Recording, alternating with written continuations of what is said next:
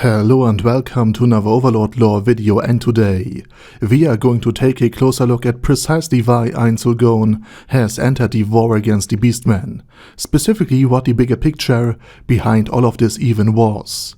But before we are going to take a look at all of this, let me thank my Patreons for supporting this channel, as well as all users of the YouTube thanks function for making one-time donations. Also, please check out my fantasy channel. Now, with all of that said, let's dive into the topic. After the Holy Kingdom's liberation army, including Paladin Remedios and Squire Neabaraya, who was riding at the very front of the entire group in order to warn the Paladins of any danger, was yet scolded again for failing to see one of Ainz Ooal's border patrol coming. A flying ghost ship shrouded in fog. So clearly Nea was at fault here.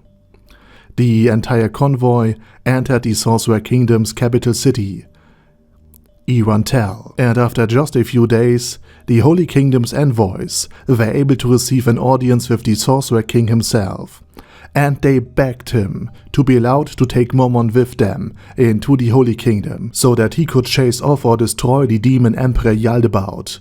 But Ainz Ooal and Albedo were unwilling to hand out their greatest asset, because if Mormon would have been gone, the population might feel unsafe and civil unrest and uprisings might occur. So this request was denied.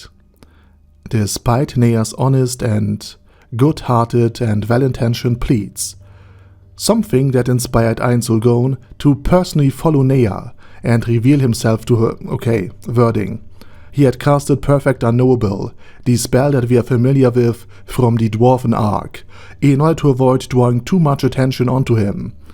And when he reappeared, he asked Nea to help him open a window of their inn, so that he could directly negotiate with the head paladin without all of the bureaucracy. And after Nea again getting yelled at for letting His Majesty the Sorcerer King into the very room, a deal was struck, and Ainz Ooal would be personally traveling to the Holy Kingdom in order to fight Yaldabaoth.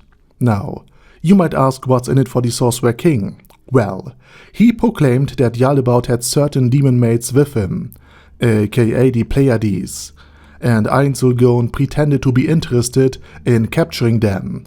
So the price for service would be that the Holy Kingdom would accept that Delta, Alpha and the rest of the Pleiades would become his servants and not be killed or kept for the Holy Kingdom's various purposes.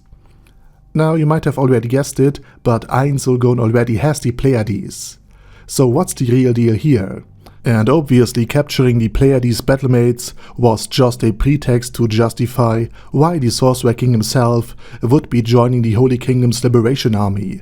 In truth, Ainz Ooal was following Demiurge's plan, which was a very layered and nuanced one, and way too stressful and complicated for Ainz. But he didn't want to disappoint Demiurge, and so he had to follow through, especially after claiming he himself had a 10,000-year-long plan. And a part of the plan was that the Holy Kingdom would be infiltrated from both sides.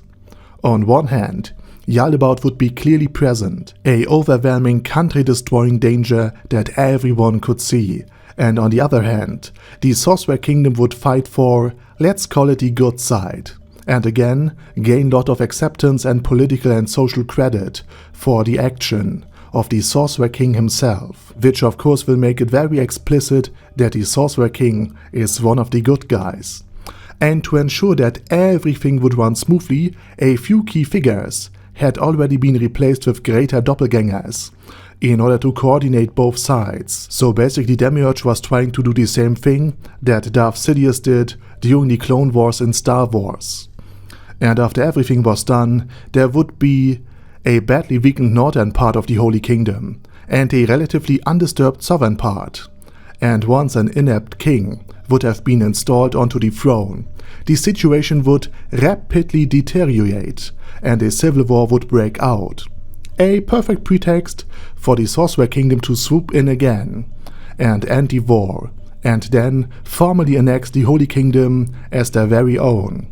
Of course, only very reluctantly, and due to an increasing pressure from the population, who will now see the Sorcerer King Ainz Ooal as their liberator.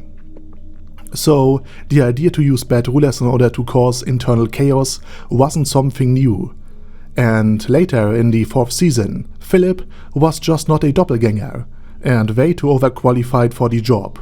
The only problem Ainz Ooal had with this very plan is that the Holy Kingdom thought of the undead in general, and of the Sorcerer King in particular, as some sort of abominable creatures, all life-hating beings that need to be destroyed, that cannot be redeemed, and that cannot be trusted. So for Ainz Ooal, it was particularly difficult to find persons of interest, like Gondo Firebeard in the Dwarven Kingdom, an insider that would follow the Sorcerer King instead of his own people and betray his own nation if necessary in order to get something out of it. But for Ainz Ooal there was clearly no suitable person in sight.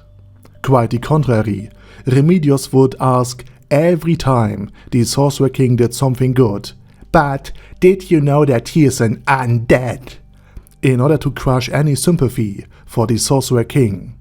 In Remedios' mind, the Holy Queen and her sister deserve this kind of praise, and not some sort of accursed undead, who is just out here for itself, who is just out for himself, and who just wanted to collect the demon mates as some sort of prize.